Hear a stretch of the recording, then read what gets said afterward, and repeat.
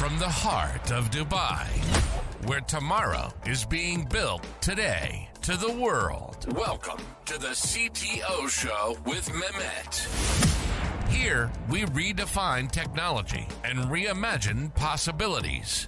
With Mehmet, delve into the riveting realms of AI, cybersecurity, and digital technology. Experience the thrilling highs and lows of startups. Immerse yourself in the spirit of entrepreneurship and witness the future of business innovation being written in real time. Now, without further ado, let's tune in and explore the future. Hello and welcome back to a new episode of the CTO Show with Mehmet. Today, I'm very pleased joining me from the US, Kaj. Kaj, thank you very much for being with me here today. The way I love to do it, I keep it to my guests to introduce themselves. So the floor is yours. Well, thank you very much, Mehmet. My name is Kaj Pedersen. I'm the CTO with a company called AstrumU, and we're building an AI platform that essentially allows us to translate skills into hard and soft capabilities that ultimately allow us to frame a competency for the individual. And then we use that to help them discover pathways for learning or even work. And so we're excited about the possibilities of that. And I've been with the company for about 4 years now, working on this particular problem. My background, I'm a software engineer originally, and I've worked in many areas across the last 20 or so years. This will be my 7th startup. Wow, that's really amazing, Kaj. Of course, like you are in the area which is everyone, especially, you know, what happened in the past few days, I would say, in the AI space. So yeah, so if I think, you know, people will be listening or watching this maybe like 1 week later. But yeah, so actually AI is indeed the hot thing now, and everyone is talking about it. Now, you know, based on, you know, because I was seeing, you know, and was studying what you're trying to build and what you're trying to achieve there, Kaj.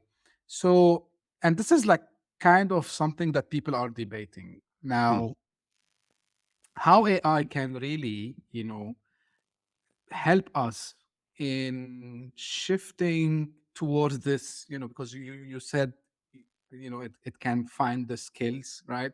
So how it's influencing, you know, the shift towards a skill-based economy. Well, I think what's happening is there is a change going on regardless. I think we have a challenge with an underserved employable community that exists across the US. And businesses are looking for talent. And in many ways, they're looking for talent now. And the university systems, obviously, that's the brute force filter. You come out with a degree, and that gives businesses some indication of what skills you have. But it's not really a good tool for helping you identify sort of those valuable skills around capabilities and also you know, the softer skills, like does this person have the capacity to master? Do they demonstrate leadership skills? Can they communicate? Can they collaborate with a team? All of those are very important ingredients. And actually, it's those softer skills that are really important because that often determines the success for an individual's journey in their career, and not necessarily what they studied at university. And so, what we've taken a very deliberate approach where we look at because we're focused on the individual. What we're doing is we're looking for verifiable skills or verifiable ways of actually identifying those skills for that individual. And that enables us to really think about what, you know, the transcripts that they have, for example, from the universities. We can break that down based on their grades. We can weight it. We can have a good indication of what they've learned in that particular course or program and map that to their skills index. We can do the same with the experiences or the activities they've had as well, and helps us again further inform what this individual has in terms of skills. And then what does that mean in terms of their competencies so that we can then map that back into potential learning opportunities or potential workforce development. And I think the reason why that's becoming more important is that we have capability gaps that are emerging in many areas. Healthcare is a good example of that, where the hospitals are chronically challenged with finding nurses or other clinicians or other staff to support the services that they have to offer in the healthcare space. We also know that in financial services, there's a challenge to find talent as well. And here in the US, there's going to be a big push to nearshore manufacturing. And so we have to be able to help companies, one, identify people who have capabilities that will actually enable them to be successful in the work that those companies want to have within their business framework. But most importantly, can we identify people who have some of the skills, but need additional training to close the gap so that they can actually be employed as well? And we're seeing, I think, more and more interest in credentials. We're seeing more and more interest in being able to identify people from an underserved area of the population, so that we can level the playing field, for want of a better phrase, and enable talent to be surfaced so that we can close a lot of these gaps that are going to be critical for the future economic opportunities that the US is trying to pursue. That's a very, detailed explanation, I would say, Kai. Now, here, and I know like you have the background in data science. So, because, when we talk about use cases of AI, usually, so you mentioned healthcare, like you mentioned a couple of other like finance and so on. So, I'm curious about, to know. So, for example, in healthcare, when you use AI in healthcare, right? So you rely on some past data of the patients, some clinical records and so on. And same, for example, in finance, you rely on transactions, some signals. Now, when it comes to skills, because we're dealing with the humans, right? So we are trying to find, building on a model or or data set. So I'm curious to know, like, what are the data points, from data science perspective that you build so the AI can give us these insights? So the easiest use case I can give you is what we do for enrollment marketing with schools. We have a product called Ready Set Enrollment Marketing, and what we're doing there is we're helping individuals look at the possibility of how a graduate program, an MBA, can support their growth, whether that be for a career opportunity or whether that be because they're interested in salaries, or whether there's opportunities for them in a particular location with the new set of skills that the MBA can give them. When we work with the universities, we ask them to give us 5 to 10 years worth of their data, of past alumni data. And we use that to baseline our models.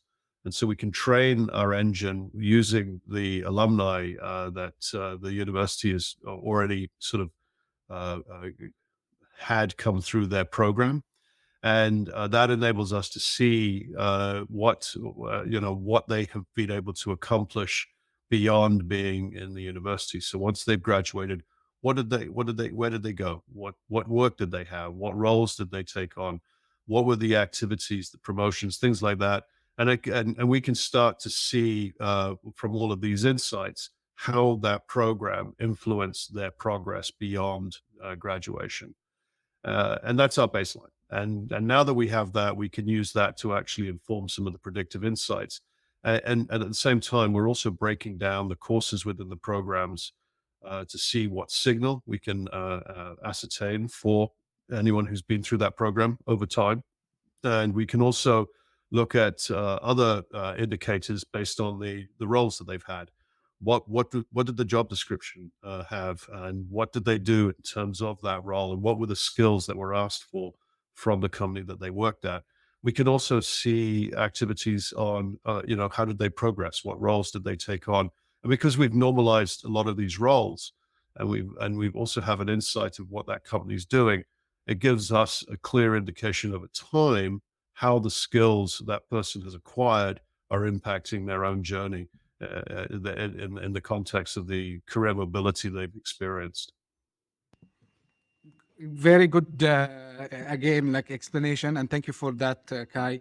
Now, you touched base a couple of times on the role of education, right? So, And I know like you have done some work in edtech also as well.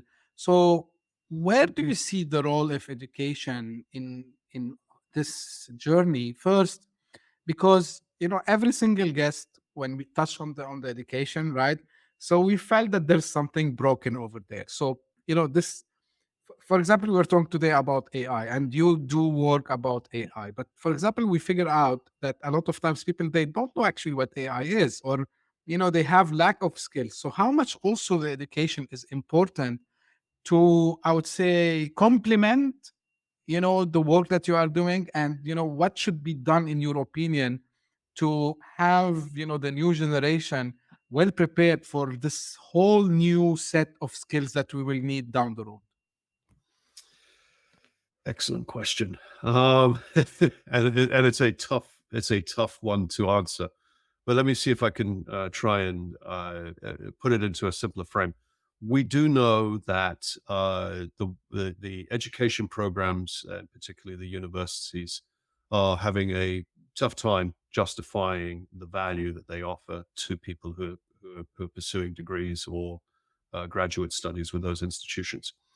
And there's good reason for it, frankly. In many cases, I think the institutions have not necessarily done as good a job as they should have done by the student in terms of setting them up for success for future career opportunities. And when you talk to most students, the reason why they've chosen the path to go do a degree or a graduate degree is because they feel it's going to give them an opportunity to pursue a particular career or improve their lot in life through opening up other doors or other pathways that they can choose to follow for their own workforce opportunity. And I think I can give you a good example of when I first started sort of really exploring this space of capability management.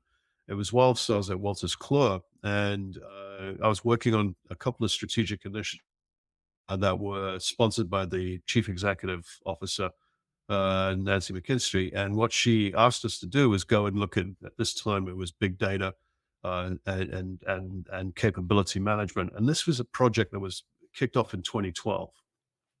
And we delivered the results in 2013. But what was really fascinating to me was I saw this phrase emerging in a lot of the job descriptions that I was looking at from the career sites for companies like Microsoft, Google, etc., LinkedIn, and they were looking for data scientists. And so I said to myself, well, what is a data scientist? And as we started to explore it, I began to realize, oh, data scientist, it could be a statistician, it could be a business analyst, it could be a performance analyst. It's basically an individual who knows how to work with data and statistical models at scale. And these companies were starting to define that new role, that new need, that new capability. And so my next question was, well, how do you become a data scientist? What are the pathways to enable you to be a successful data scientist? And so I went to look at the university side of the equation. And of course, there was nothing there. There was no programs around data science. And the sad truth is that the universities didn't respond to that need until about 5 years later. And then suddenly you saw all the data science programs being offered. And that's how long it took the universities to catch up with where the market was. Now, if you're a business person and you are waiting 5 years before you satisfy your customers' needs, that's not a good strategy. And so I think what's happening is a lot of the universities are beginning to realize that they have to rethink how they develop their courses, how they develop their programs, and more importantly, can they do it in a way that's innovative? So can they look at apprenticeship opportunities, for example? Is there a way that somebody, whilst they're working, can do their studies through an institution, build up some credits, and get their degree over time without having to, take on onerous debts or loans? Is there a credential pathway that they could also develop? So offering individuals smaller programs, which will help them close gaps, which over time they could also build into a more substantive qualification. Then, and the other thing is that, to be honest with you, some businesses are just not waiting anymore. and they're offering people opportunities to come in and learn and be trained so they can actually be part of the talent pool that the business needs for the future. And I think this is so fundamentally, I think there is a need for the education model to be reviewed and rethought, and actually a lot of the innovations can be applied, which enable people, and this is the really important thing, enable the individual to make the choices on what is the best pathway for them, both economically as well as their own educational track record for sort of pursuing that pathway. Do you think universities are stuck with some bureaucracies, Kai? I think universities certainly have some structural issues that they need to revisit, and the market's already telling them that. I mean, look at how many smaller universities are closing because people are not going, and look at the decline in the number of students applying for universities. The evidence is there.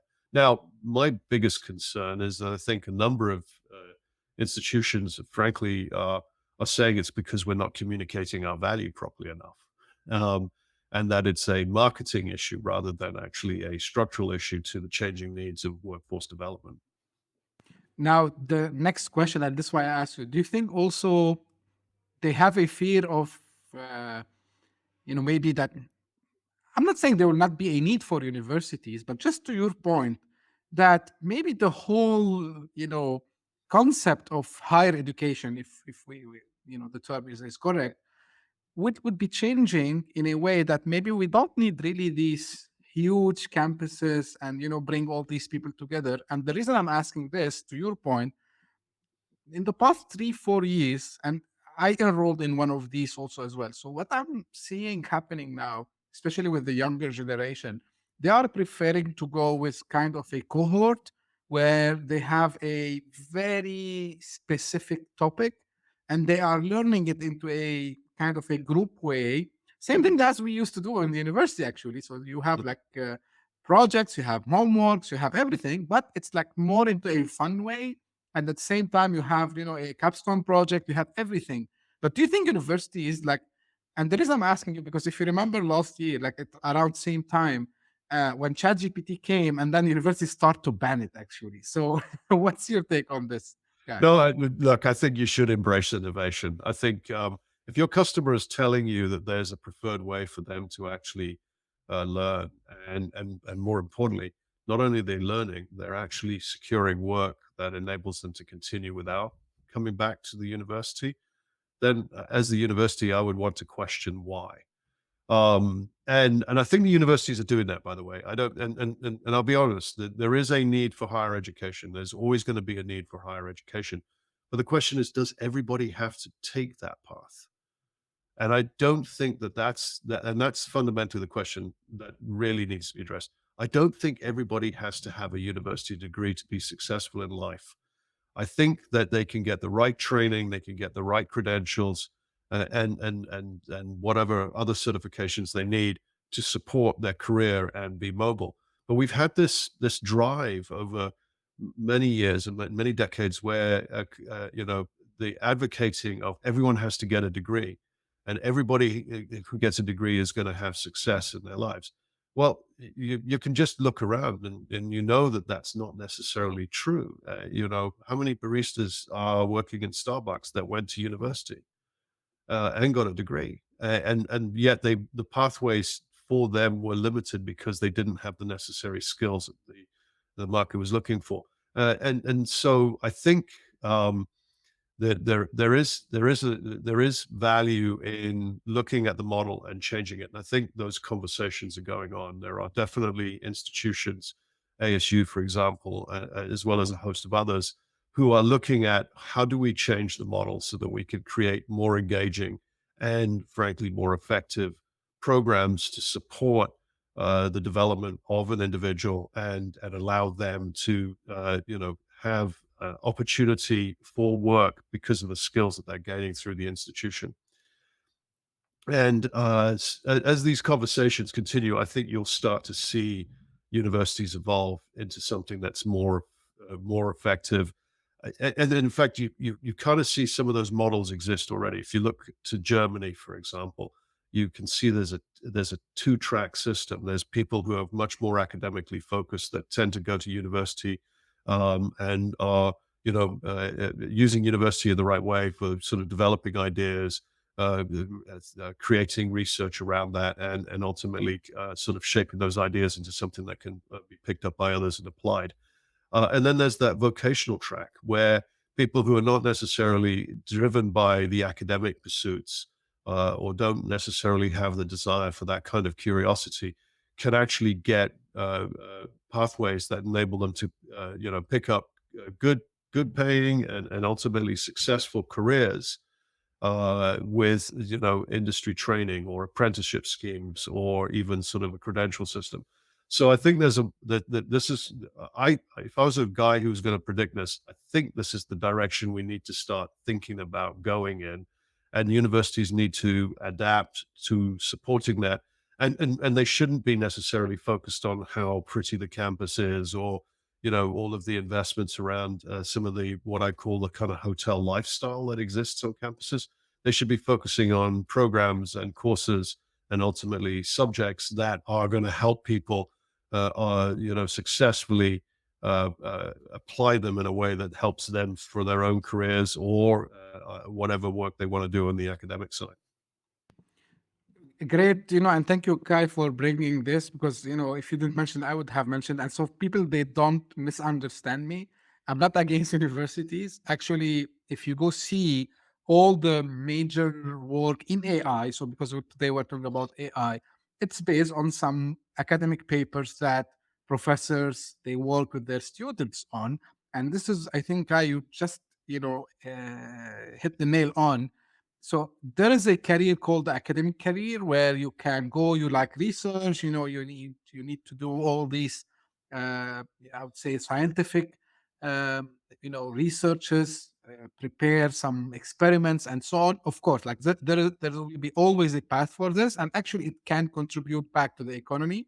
And like for people who doesn't know, like the majority of the things you see now, people think chat GPT about AI, but it's based on like massive, huge amount of scientific work papers, that actually was taken from an academic shape into something that we can use it on daily basis. And Absolutely. to your point, Kai, I think this is here. It's not the university problem; it's a society problem that had spread for years. That hey, if you have to get the job, you have to have a university degree. I think this is where the contradiction happens, and you don't need a university degree. I've met like the best developers. I've met sometimes best designers. I've met a lot of brilliant guys that they didn't have a university degree. All what they had is the will to learn and then apply their learning in real life. And absolutely on this one. Yep. Now, yeah, Yep. Kai, you I want to was say going to something? say, I agree with you. And actually, in many ways, one of the things we try to do at AstrumU is we try to live by the principle of, even when we hire people, what are the factors we look at? And I call it the 3 Cs. We look at the culture fit. What values do they exhibit? Are they aligned with the values we have in as a company? What is their capacity to master? That's the key, right? What is the capacity to master? Then we look at their capabilities. Because we know in 3 years, those capabilities are not going to be relevant to the role they're going to have down the road. But if they got that capacity master and they've got that cultural alignment to the organization's mission, there's your winner. Exactly. Now, Kai, because again, because of the work you do now, currently, so I'm sure you've started to see some trends of not about the skills, what kind of jobs actually we're gonna have in the future. So people are sometimes saying, okay, AI replacing jobs, blah blah blah. Okay, we get that some jobs will change, but I mean, how do you see the future of the of work? Let's call it this way. Oh, I think so. I'm very optimistic about the future. I think human beings are hardwired, unfortunately, to not like change. That's just a fact, and you can sort of see it historically. You can even go back to when they created the printing press. Those are there was the emergence of a number of the people who could read and write didn't want the printing press because it meant that others could read and write, and therefore their power would be shifted, right? And so I think this fear tends to grip the discussion and limits our thinking as to what the possibilities are. So if we just look at ChatGPT, um, one of the things about AI is it's going to lead us into a world of hyper personalization and hyper contextualization. And a use case there, I'd say to you, as an individual, if uh, you want to go on a health plan, and we can help you identify what are the activities you need to do, what kind of meal plan you need to be on, and we can tie that specifically to you and help, and the AI engines around that can actually surface that up so you have a very, very focused personalized plan on that. And more importantly, that can then feed into other medical insights and sort of actions that help you define a path for a healthy lifestyle that supports your own well-being and gives you choices around what that well-being is. That's the kind of thing that you're going to see changing in the future. It's going to change the kinds of roles that you're going to have in healthcare. It's going to change the kinds of roles that you're going to have in engineering. One of the things I say to my team is I think the future actually is going to be in the hands of the DevSecOps engineers. Why? Because all these pieces have to be integrated, pulled together. The engineering and the programming around that is going to be available, but somebody has to make the magic work. They have to figure out how to integrate and have all these multiple systems and all these loosely coupled architectures come together and work in a consistent, coherent way that people can understand and utilize. It's going to change the way that we, the sort of some of the mundane work that exists, where we have a lot of clerical admin around it. And I know people tend to get focused on the sort of automation of processes and so on and so forth. But if you think about it, that a lot of the interactions and the transactions that go on around the world are actually run through very arcane processes and services. Wouldn't it be amazing if we could find more efficient ways to do that?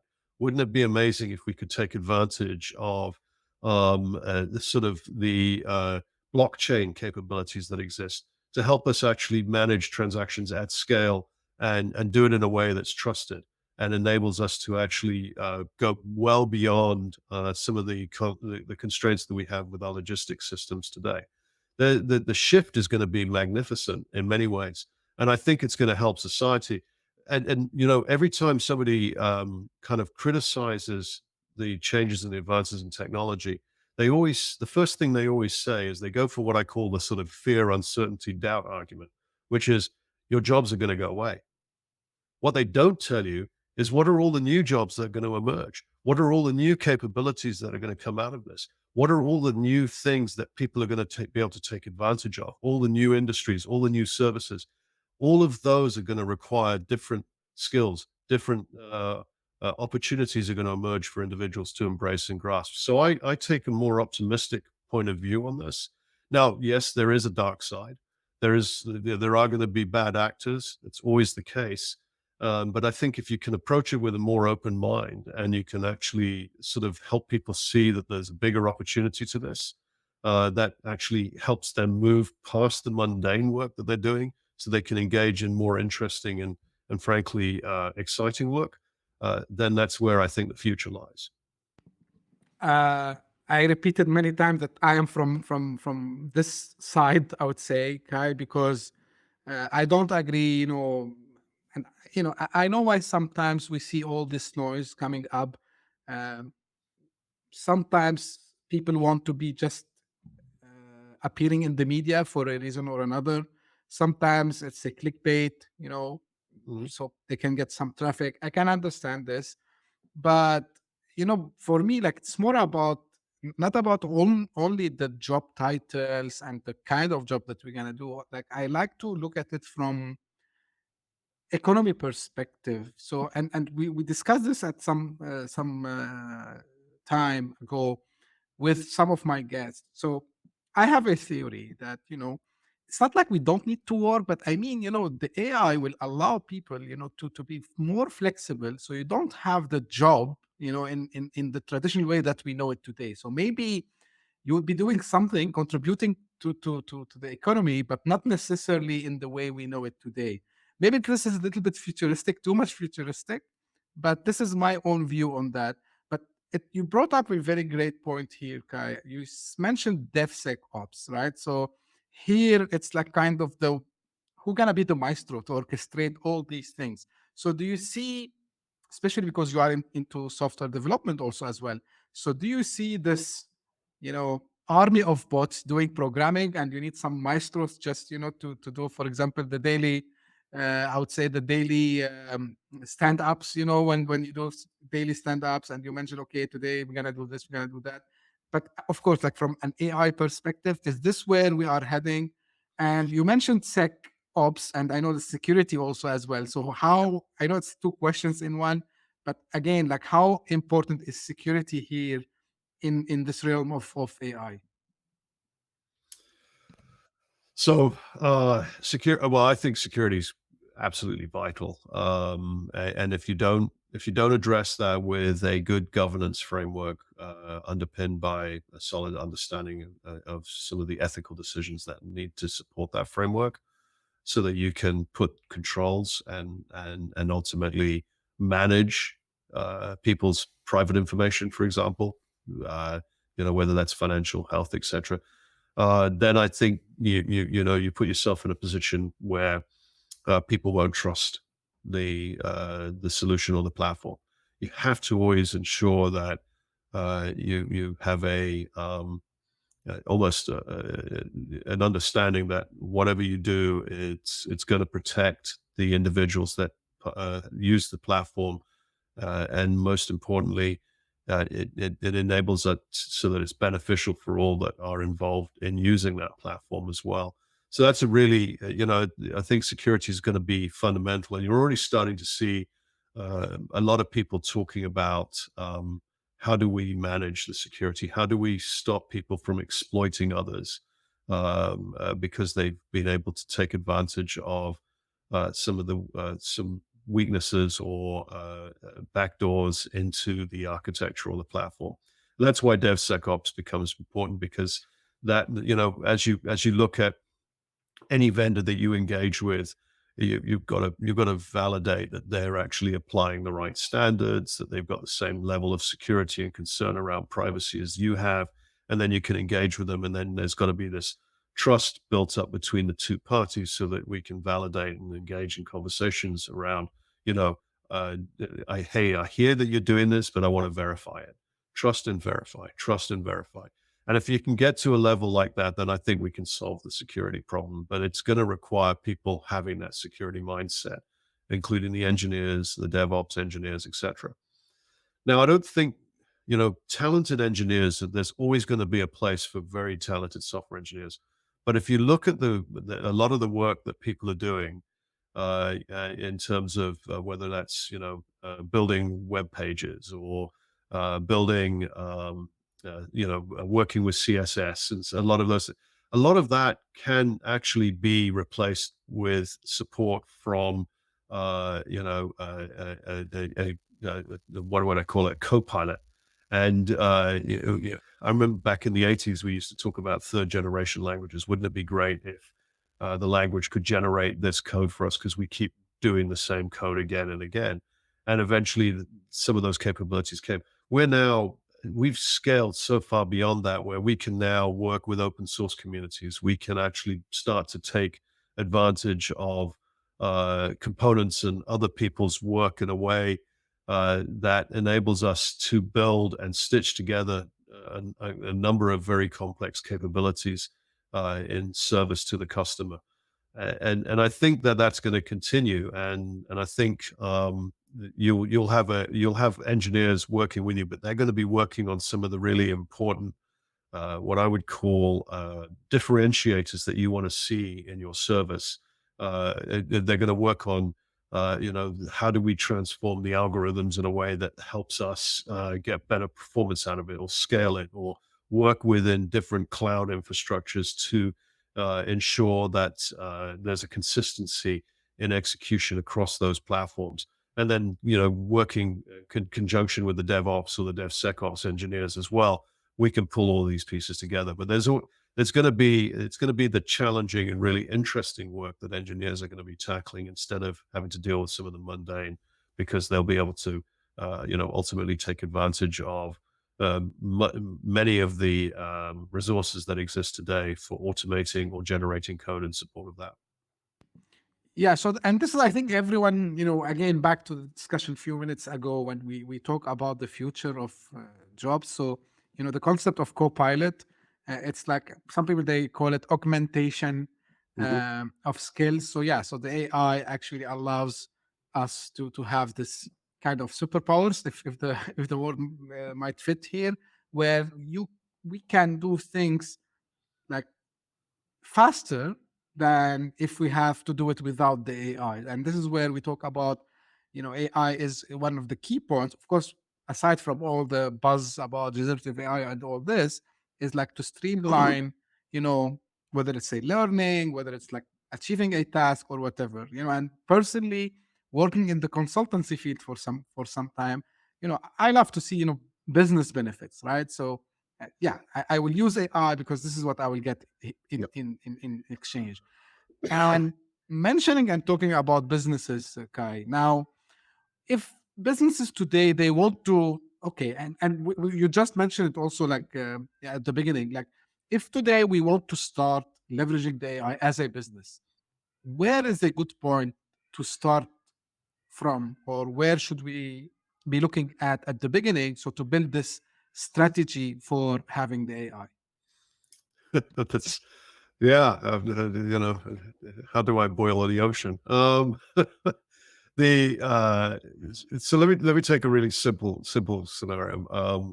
I'll give you my son, probably last year. One of the things he did at university is he supported people who are learning to program, and they came in with their code because they couldn't get it to work, and they were looking for somebody to sort of help guide them through the process and help them figure out where they went wrong and so on. He actually he then the university paid him for that. And in that support service, he sort of realized, well, why don't I just take that code and run it through ChatGPT and see what it tells me I should do differently? And in that moment, he actually solved a ton of these individuals' problems because he could very quickly flip it around, see where the problem was, and it gave him indications of how to improve that. That's a very small example of how you would identify an opportunity for AI. What is the customer? What is the problem that people are coming to you with? And is there an opportunity for you to organize around that problem using AI to deliver a solution? And I think it's always going to come down to and I think this happens with any sort of new business venture, any new startup. What is the problem that you've seen or you can identify that people are willing to pay for? What is that pain point? And if you can identify that, then I think you can build a solution around it. And it may be an AI solution. It may be something else. I think you have to be mindful of what it is that you are looking to offer as a service, and what's involved in that. And is there the market behind it? And does it require, the use of data to help support recommendations or, predictive insights, whatever that may be. But I'd always focus on what is the problem that I'm trying to solve, and is somebody willing to pay for it? Actually, it's good because yourself, Kai, you've done multiple startups, and I think every founder, this is the number one question they should be asking. And now I see AI is kind, if you are inventing or let's say starting your own startup, even if you are a big business, because you need to find out what is the problem, who are the stakeholders, what could be the possible solution, and then get all these puzzle pieces together to build a solution for that. So that was fantastic. Now, looking into the future again, Kai. So I know it's a kind of maybe generic question, but because you're seeing things from the skills perspective, and you did like multiple, I would say, verticals, whether it's ed tech, whether it's like health tech, and all these things. So, what are the key trends in addition to the just generative AI? What are like the other things that you see are shaping the future? And You mentioned like you touched base on blockchain. So where do you see AI is getting like this common, road path, if you want to call it, to create the next big thing? Already, every day we are having the next big thing, but I mean, I'm sure that there will be some trends you are seeing also from your side where AI is getting attached to another like key technology or emerging technology that is taking us to the next phase. So what could be this technology? Well, I think logistics, to be honest with you. Yeah, and we're already seeing it, right? The Tesla, I would say Tesla is actually an AI company. All that data they're capturing from their cars to support improvements in the way the cars could self-navigate and ultimately get from destination A to destination B, and to do so intelligently. You're going to see the same applied to. We're already seeing it, but you're going to, trucking companies are very rapidly moving to figure out how to automate their trucks across the country in service to the logistics challenge. But most importantly, because they have a capability problem, they don't have enough drivers, and we still have to move goods around in a physical way. We have to do it efficiently. And so I think that's one example of where AI is going to have a major impact on us down the road, particularly with the advances that are being made with transportation and ultimately self-driving vehicles. Now, there's a lot of regulatory effort around that. There's going to be, certainly the federal government's going to figure out how to regulate that. The states are going to have a say in it. So it's going to be there's certainly going to be some kind of governance framework which will enable that to work. And it could include infrastructure changes. How do trucks, move from point A to point B? What kind of changes do we need to see in the roadways? What kind of additional indicators do they need to have so that we can provide those assurances of safety when the cargo is being moved around? So I think that's one big area that we'll see changes in. The other area is, I think, even in financial services, systems are going to, we're already starting to hear rumblings of how do we actually regulate the Bitcoin markets of the world. How do we do it in a way that ensures that we don't have the kind of blow ups that we've seen in Beyonce and other exchanges. And I think that's a good thing. It's a healthy thing because that creates trust in the marketplace. And if people can trust that their asset that they're using, whether it's digital or otherwise, is being operated in a framework that is transparent and enables people to trade freely, understanding what they're trading, that only enables those markets to expand and grow and be successful. So I see changes like that. Other changes, we hear about companies looking at how can they improve the performance of chips. Even OpenAI, regardless of all the drama, one of the early indicators, I think it was a couple of weeks ago, we're talking about how can they build their own chips so they can sort of satisfy the demand for the processing power that's required there. And that's going to have a ripple effect on the way we use energy. It's going to have a ripple effect on the way that we sort of think about energy. We can't do everything with batteries. There just isn't enough resources around the world. We have to think about things creatively. What can we do with nuclear fission, for example? At some point, nuclear fusion will probably become a reality, but it's a long way from that. So we have to sort of be realistic and say, well, what are the options around nuclear power? Those are the kinds of questions that I think, are going to see become more real and ultimately allow us to sort of take advantage of AI and other solutions around the opportunities that will present. Yeah, 100%. And to your point, Kai, I was, it's night for you, it's morning for me. So I was just hearing, way back before I come for the recording, that as you mentioned, the number one issue for every AI company, and of course, OpenAI being the biggest one, and as you said, regardless of the drama, and they are saying part of the drama actually it was like this.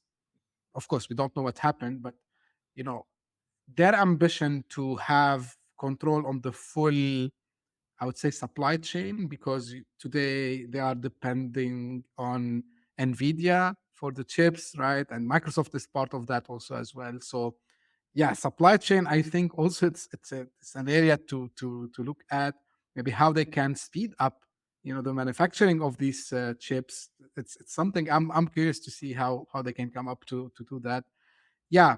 So one thing that I wanted also to ask you, Kai, and this is maybe not related directly to AI, but you've built multiple ventures, right? And you've been successful in all your ventures. Now my show target uh, the audience who are like first time founders, starting their way also sometime. So in this age of AI, you know, of course, there are things that will never change in the world of startup. Like we talked about finding the problem, finding the solution, validation.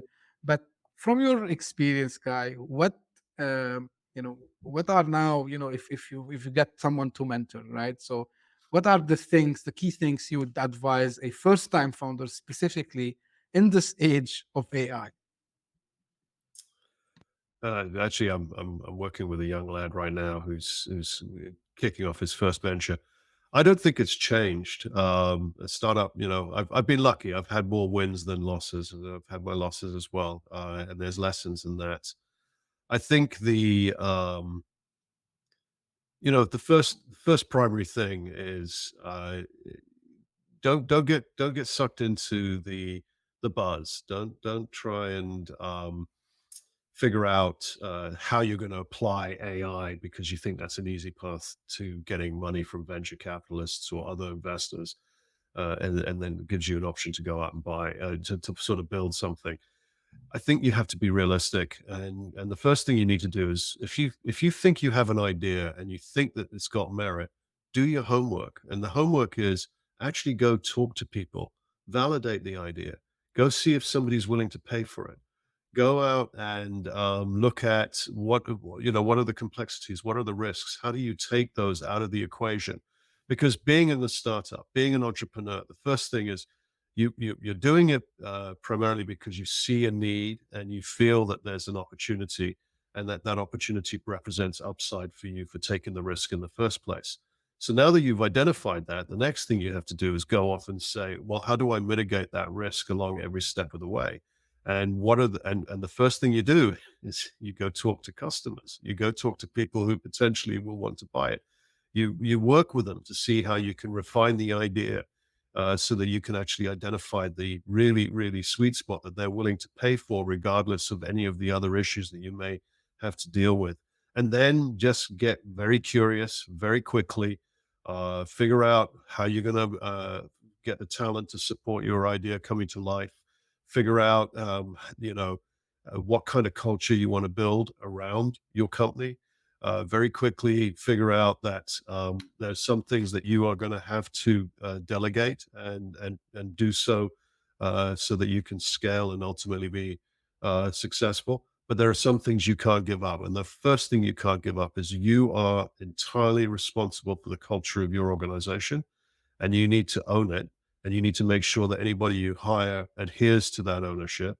And then you need to go and continually experiment and develop your idea up until the point that you know that you've got what I would call a repeatable use case that customers are willing to pay for. And it's hard work. Get ready Yeah, for it. exactly. And I think to your point, Kai, these are the things that will never change. Whenever, new technology will come, a new AI things will come. This is absolutely something I agree with you on. And to your point, and sometimes I criticize people, they don't like it. They like, I said, okay, I understand you want to do some buzz and marketing and you want to put the word AI in your world. I can understand, from a marketing perspective. But really, do you want it? Like sometimes the solution even doesn't require a technology. Remember, it's simpler than this. Maybe it's a simple form, it's a simple database. You don't need to really, build something big that no one will use. So this was a good advice, Kai. Now, Kai, as we're coming to an end, where people can find more about you and about the work you are currently doing. Yeah, sure. If you go to astrumu.com, that's ASTRUMU.com, you'll learn a lot about what we're building and why we're building it. And ultimately, our vision is to level the playing field so that we can enable as many people as possible to find successful pathways for their career and their education. Great. I will make sure that I will put the link in the show note. Kai, anything that you wished I have asked you? Anything that I miss? That's a very interesting question, because it hides a whole multitude of sins. But the one question is, what is your why? Why do you do it, right?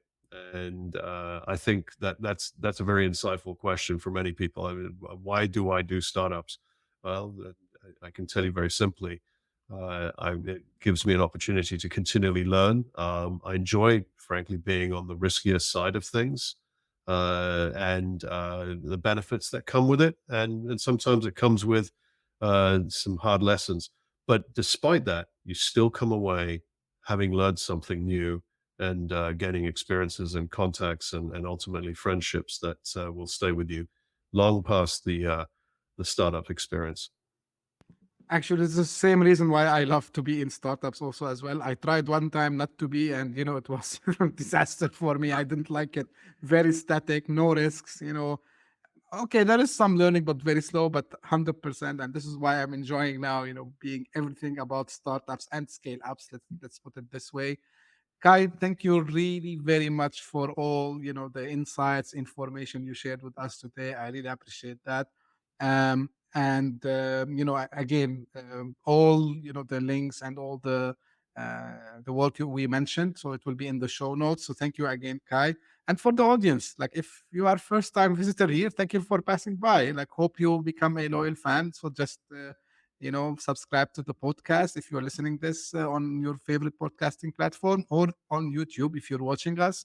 And for the loyal fans, thank you for all your support, comments, and feedbacks. Keep them coming. I love to read every single email, note from you. So keep them coming, please. And if you are interested also to be on the show, don't hesitate. You can reach out to me. We can arrange a time. Time zone is not a problem. As I say always, Kai is 12 hours behind me. So we can afford and find a time for that. And thank you very much. See you in a new episode very soon. Thank you. Bye-bye. Thank you, Mehmet. Hit that subscribe button, share the show with your tech-savvy friends and fellow entrepreneurs, and leave us a review on your favorite podcast app. Your support means the world to us.